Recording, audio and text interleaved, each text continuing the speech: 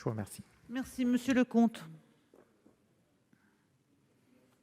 Présidente, monsieur le rapporteur, monsieur le ministre, cet amendement est inspiré de la même préoccupation, mais ne propose pas exactement le même dispositif. Il ne s'agit pas de faire une différence entre les Français et les personnes qui ont le droit de résider en France, et il ne s'agit pas de donner un droit absolu à rentrer sans aucune condition sanitaire.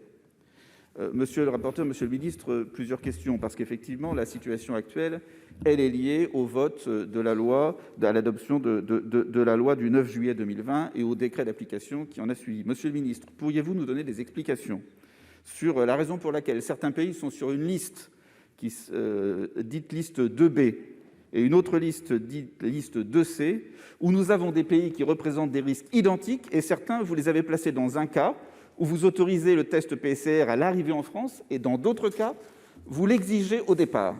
Monsieur le ministre, si vous pouviez me donner une réponse à ce sujet, nous serions, je pense, très intéressés sur la raison pour laquelle vous avez séparé les pays en deux listes, alors qu'aucune raison objective ne permet effectivement de faire cette différence. Deuxièmement, comme l'a rappelé notre collègue Cadic, le Conseil d'État a rappelé que le droit d'entrer sur le territoire français constitue pour un ressortissant français une liberté fondamentale. Et cette liberté fondamentale, elle doit être appliquée dans la transparence et pas dans le n'importe quoi. Or, aujourd'hui, monsieur le ministre, c'est du n'importe quoi, puisque la loi et le décret qui actuellement sont en vigueur bafouent cette liberté fondamentale.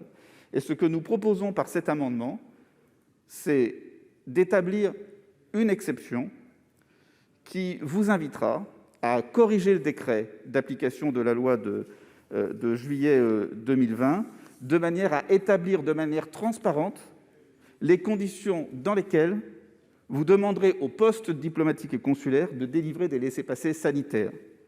Nous ne revenons pas, monsieur le rapporteur, sur l'exigence de sécurité sanitaire, mais nous souhaitons la transparence sur les conditions dans lesquelles les laissez-passer sanitaires seront délivrés. Aujourd'hui, les postes consulaires sont livrés à eux-mêmes, sans instruction transparente, alors qu'ils sont surchargés. Nous vous demandons la transparence et le respect des libertés fondamentales, et c'est la raison pour laquelle nous vous proposons cet amendement.